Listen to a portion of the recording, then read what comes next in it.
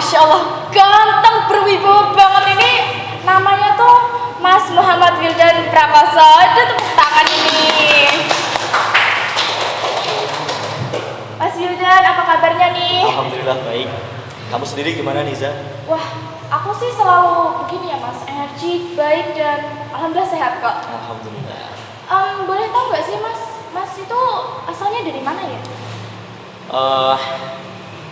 Kalau bicara asal, saya itu asalnya Semarang. Oh, Semarang. Awalnya dari Semarang, terus SD saya pindah ke sini ke rumah Mbah begitu. Sekarang saya menetap di Desa Kembang, Nepen, Teras, Boyolali. Kecamatannya Teras begitu.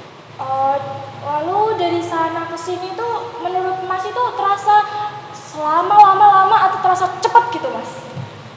Selama apa? Pindahnya saya ke Semarang ke sini? Oh enggak, Gimana? dari rumah ke sini tuh rasanya tuh cepat apa lama? Perjalanannya ke sini? Ya, betul. Lumayan, 1 jam mungkin ke Andong, tapi udah biasa. Panas ya? Capek banget. Panas. Oh iya, kan Mas Wildan ini tuh di PSI Boyolali itu menjabat sebagai apa ya? Sebagai ketua. Wah, serius nih? Wah, Masya Allah banget nih. Astaga, saya ketemu sama ketua nih. Keren ya, keren. Oh iya, itu udah menjabat berapa lama sih? Kalau hari ini sudah 1 tahun 5 bulan. Saya terpilih jadi ketua itu tahun 2021 Februari. Kalau hari ini saya sudah 1 tahun 5 bulan dari masa jabatan saya. 1 tahun? Iya, 1 tahun lebih. Lama banget itu loh Mas. Wah, itu motivasinya mau jadi ketua itu kenapa ya? Kan ketua kan ribet ya kalau menurut saya. Iya. Kalau bicara motivasi jadi ketua nih mungkin agak panjang ceritanya. Mungkin bisa sampai kepada kenapa saya bisa masuk ke IPNU dulu. Jadi kalau saya mau cerita, bergabungnya saya di IPNU ini berangkat dari ketidaksengajaan. Di tahun 2018 saya secara tidak sengaja dipilih untuk menjadi ketua PAC Teras. Jadi saya itu dulu pernah berproses di PAC jadi ketua selama 2 tahun sampai 2020 lah. Tapi setelah 2020 itu kan ada COVID. Jadi konvercap IPNU Boyolali saat itu mundur 1 tahun di 2021 gitu. Nah, kenapa saya jadi ketua cabang itu juga nggak sengaja, karena teman-teman merekomendasikan, teman-teman memaksa saya untuk melanjutkan proses, melanjutkan estafet kepemimpinan di pimpinan cabang IPNU Kabupaten Boyolali di 2021-2023. Tapi Mas nggak merasa terpaksa kan ini? Ya awalnya terpaksa, cuman kan lama-lama terbiasa. Ya, Ya khidmah lah, kita khidmah itu harus begitu. Nah, kalau selama satu tahun 5 bulan ya tadi, Iya. itu kan pasti banyak banget pengalaman yang didapat ya. Ini sapi dong, di spill di sini tuh boleh banget kan pasti. Ya tentulah, namanya kita berjuang tuh nggak pernah mulus, nggak pernah tanpa adanya ujian tuh nggak pernah. Mesti ada ujian, mesti ada rintangan di depan, dan kita harus mengambil konsekuensi itu dari awal. Tentu saya memilih dan memantapkan diri, kemudian terpilih menjadi ketua IPNU itu sudah beserta konsekuensi yang saya hitung di awal. Saya sudah siap, apapun rintangannya, apapun ujiannya, apapun problemnya saya hadapi bersama-sama teman-teman yang menjadi pengurus di IPNU periode ini. Keren. Itu saya mengaku salut sekali. Kayak keren banget. Terus kalau ngomong-ngomong soal PSI Boyolali itu kan kalau di IPNU itu pasti banyak banget departemennya ya. Selain BPH itu ada apa aja sih Mas? Terus fungsinya apa aja gitu? Gitu. Departemen di pimpinan cabang IPNU Boyolali saat ini ada 5. Yang pertama itu ada departemen organisasi, kemudian ada departemen kaderisasi, kemudian ada departemen jaringan pesantren dan sekolah, kemudian ada departemen seni budaya, ada departemen komunikasi dakwah atau kominfo. Oh. Tugasnya ya hampir sama dengan namanya di awal tadi, organisasi ya dia tukang organisir, tukang memfasilitasi geraknya organisasi di periode ini. Kalau departemen kaderisasi ya sebagai ujung tombak, sebagai departemen yang menjamin akan keberlangsungan organisasi ini. Karena tanpa melakukan kegiatan pengkaderan, satu periode habis gak ada penggantinya gitu. Nah, departemen kaderisasi itu tugasnya melahirkan kader-kader baru. Kemudian ada departemen jaringan pesantren dan sekolah. Ini di awal-awal periode saya, departemen jaringan pesantren dan sekolah ini saya tekankan dan saya beri semangat khusus karena apa? Departemen ini sebelumnya nggak pernah punya kiblat. Jadi di periode-periode sebelum saya itu departemen jaringan pesantren dan sekolah ini belum jalan secara maksimal. Kok bisa? Karena kalau bicara Ibnu di Boyolali ini memang kita belum ketemu di titik ideal paling sempurna gitu belum. Jadi bertahap. Nah, alhamdulillah di periode ini jaringan pesantren dan sekolah ini menjembatani lembaga-lembaga pendidikan di bawah Ma'arif, menjembatani mereka agar bisa terinfiltrasi di Ibnu, bisa bergabung dengan Ibnu, bisa dijamah dengan Ibnu. Tidak hanya di Ma'arif, tetapi juga semua model atau teman-teman yang menjadi pelajar, lah jaringan pesantren dan sekolah ini menjembatani antara pelajar dan santri bisa bertemu di Ibnu, seperti itu.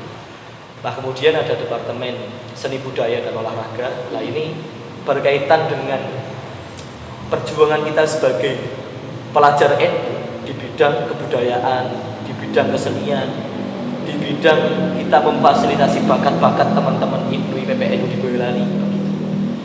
Nah, kemudian ada jaringan Kominfo ya. Kominfo dakwah ini ya bertugas. Kalau yang paling kentara di periode ini adalah Kominfo ini produk-produk digitalnya. Jadi kalau kamu tahu pamflet di kegiatan Ibnu PC itu yang membuat teman-teman di Kominfo seperti itu. Nah, itu departemen-departemennya. Nanti ada lembaga-lembaga, masih ada badan-badan. Banyak banget itu ya. Ya, seperti itu. Kalau untuk perkembangan PC Boyolali sendiri tuh gimana?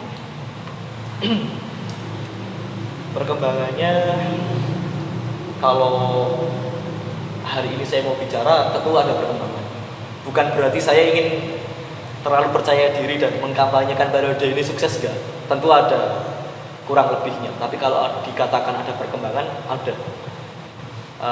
Saya menjabat ketua itu di awal-awal punya visi besar yang saya gendrung-gendrungkan, saya kampanyekan. Pokoknya tiap memposting sesuatu berkaitan dengan Ibnu Boyolali harus ada visi tersebut. Salah satunya adalah saat itu visinya literasi, kaderisasi, dan digitalisasi. Nah, ini 3 poin penting yang saya gunakan untuk role model seluruh kegiatan di Ibnu Boyolali.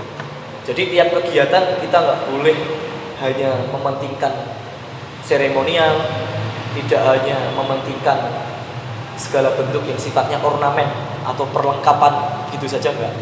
Jadi harus ada makna substansinya. Kira-kira kegiatan ini kita proyeksikan untuk apa sih? Nah, ini berkaitan dengan tagline yang pertama tadi adalah literasi. Kemudian yang kedua adalah kaderisasi. Kaderisasi ini sangat penting. Tadi seperti yang saya awal bicarakan bahwa sangat dibutuhkan formula-formula kaderisasi, formula-formula pengkaderan yang sifatnya khusus untuk Ibnu IPPNU di Boyolali wabil khusus. Nah, kemudian yang terakhir adalah digitalisasi. Kita nggak boleh kalah dengan model gerakan-gerakan pelajar yang sebelah, pelajar-pelajar yang mungkin katakanlah malah cenderung radikal. Mereka karena sangat maju di bidang digital. Makanya di periode ini tagline digitalisasi ini juga sangat gencar begitu. Seperti itu. Kalau Prof jadi PC Boyolali itu pasti kan ada banyak banget ya. Boleh nggak sih disebutin itu ada apa aja prokernya? Oh, prokernya. Ya. Kalau proker banyak ya. Ini kesannya aku kayak mutolaah. Jadi ngiling-ngiling nih proker apa sih gitu. Garis besarnya adalah kalau di departemen organisasi garis besarnya Departemen Organisasi ini mempunyai program-program kerja yang sifatnya satu, tentu mengorganisir. Salah satunya dengan meluncurkan semacam peraturan pimpinan cabang atau meluncurkan format-format pelaporan kinerja departemen-departemen yang lain. Kemudian progress report. Progress report itu istilahnya apa ya? Departemen organisasi mengumpulkan departemen-departemen yang lain untuk mengecek kembali program-program apa yang telah dilaksanakan. Kemudian program-program apa yang belum dilaksanakan.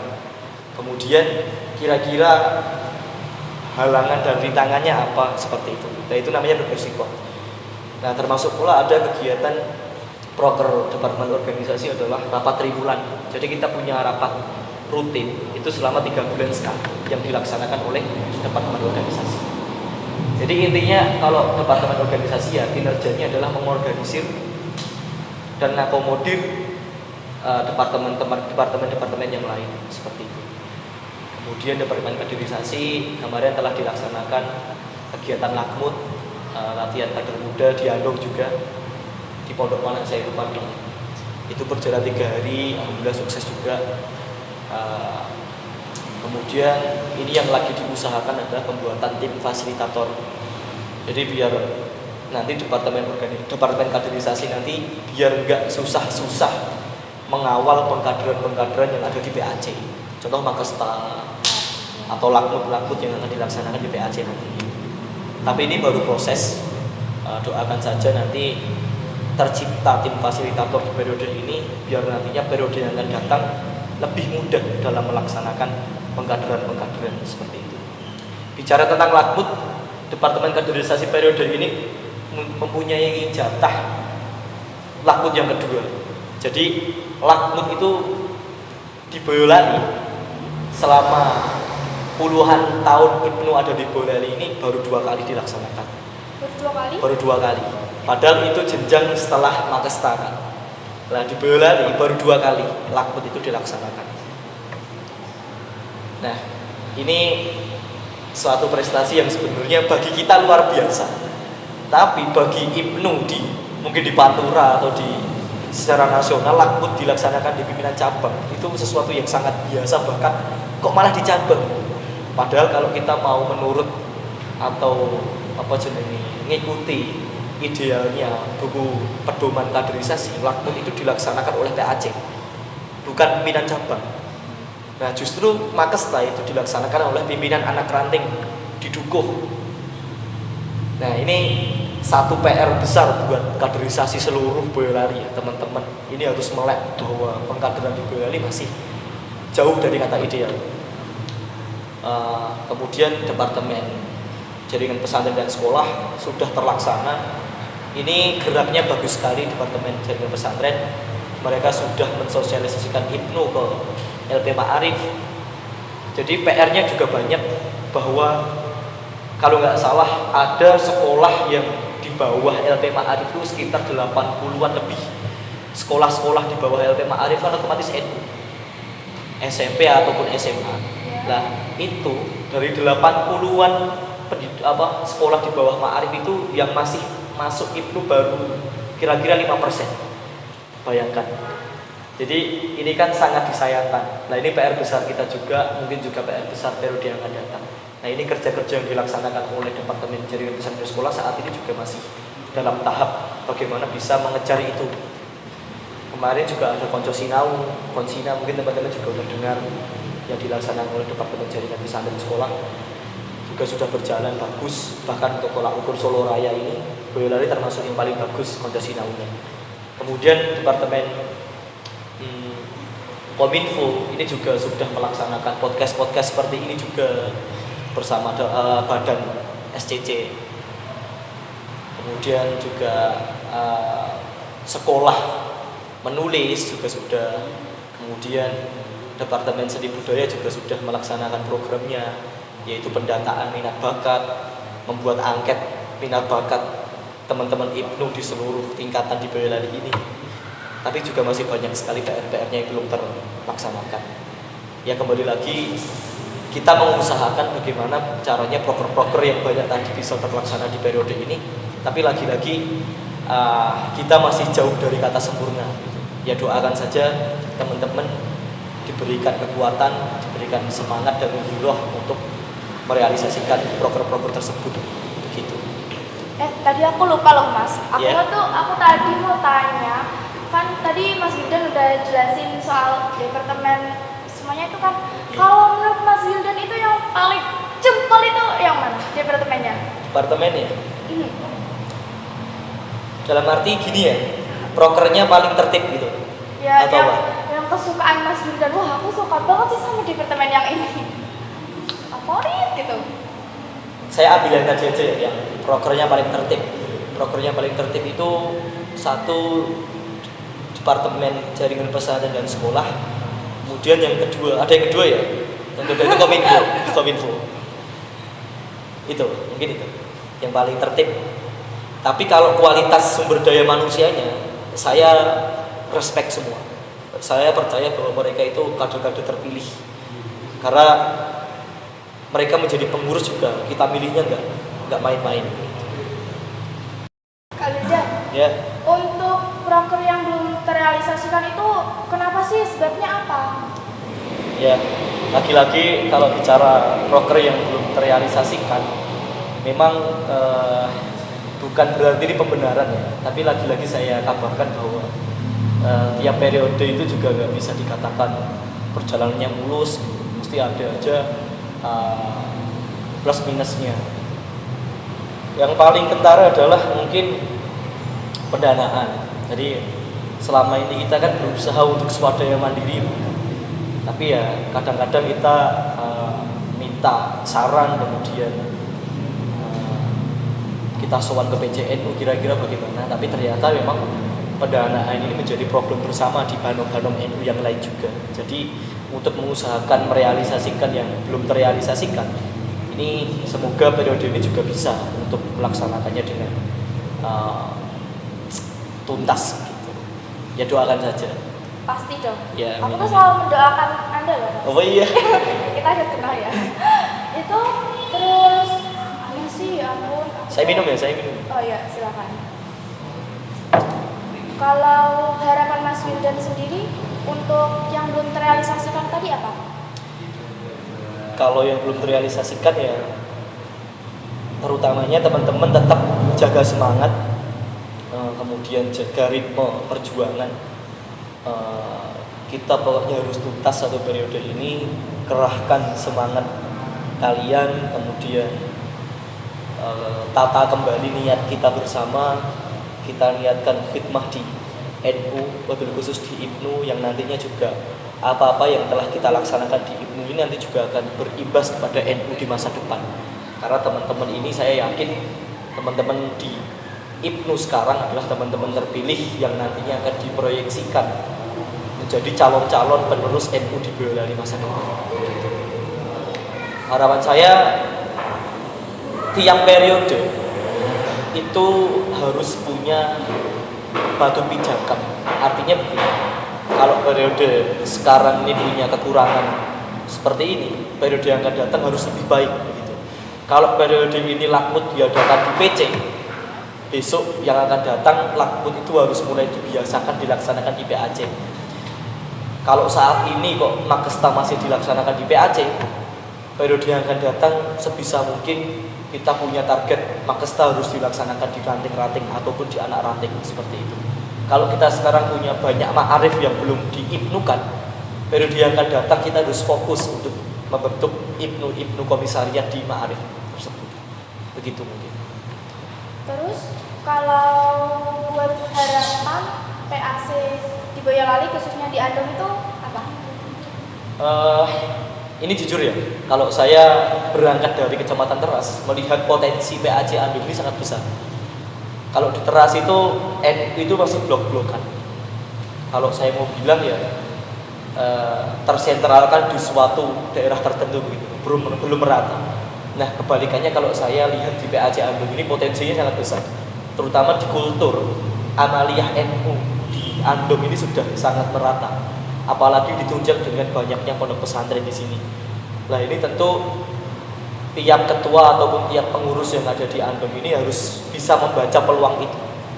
Bagaimana caranya estafet pengkaderan terus berjalan, kira-kira ada potensi atau peluang-peluang yang kita masuki harus kita ambil langsung. Begitu. Kalau kesan-kesannya Mas Wildan waktu diundang ke sini tuh apa sih Mas? Oh, jujur saya senang karena yang saya harapkan seorang pelajar itu kan orang yang haus ilmu begitu, orang yang haus akan diskusi-diskusi keilmuan seperti ini. Ya mungkin saya nggak berani bilang bahwa saya lebih pintar dengan undang saya, tapi minimal kita bisa berbagi dan bisa sharing kira-kira kiat-kiat atau formula apa yang bisa diterapkan untuk kedepannya, kita bisa berbagi seperti itu. Kalau untuk harapan kedepannya di PC Boyolali itu apa Mas? Saya berharap muncul bibit-bibit ketua yang lebih baik, yang mampu membawa estafet kepemimpinan ini. Karena kembali ke awal tadi bahwa tiap periode itu harus punya batu loncatan, punya tolak ukur bahwa periode sekarang keadaannya masih seperti ini, periode yang akan datang harus lebih baik. Dan saya harap juga kontestasinya semakin menarik, bahwa banyak kader-kader yang berinisiatif, beradu ide, beradu motivasi, visi misinya dilombakan mana yang lebih baik. Nah, nanti harapannya muncul bibit-bibit yang lebih baik untuk periode yang akan datang. Seperti itu. Aduh, nggak terasa nih ya Mas. Lama banget nih. Lama banget. Tapi aku seneng banget ketemu sama Mas Wildan ini. Iya, sama-sama. Saya juga Sangat mengapresiasi. Pokoknya sangat jempol deh menurut aku. Terima kasih banget loh Mas sudah datang ke sini. sama-sama. Keren. Semoga gak kapok ya diundang ke sini. Tidak. Saya tunggu yang lain. Saya Serius nih? Iya. Mas Wildan, makasih banget udah jauh-jauh dari teras ke sini. Iya, sama-sama. Perjalanan yang panjang banget. Sama-sama. Dan untuk teman-teman yang udah menyaksikan dari awal sampai akhir, makasih banget buat kalian. Jangan lupa like, subscribe, dan komen lah. Banyak-banyaknya. Aku maksa nih buat kalian. Terima kasih. Sampai jumpa lagi. Assalamualaikum warahmatullahi wabarakatuh. I'm an icon, and my girl about a 10. I should fuck her in the Benz.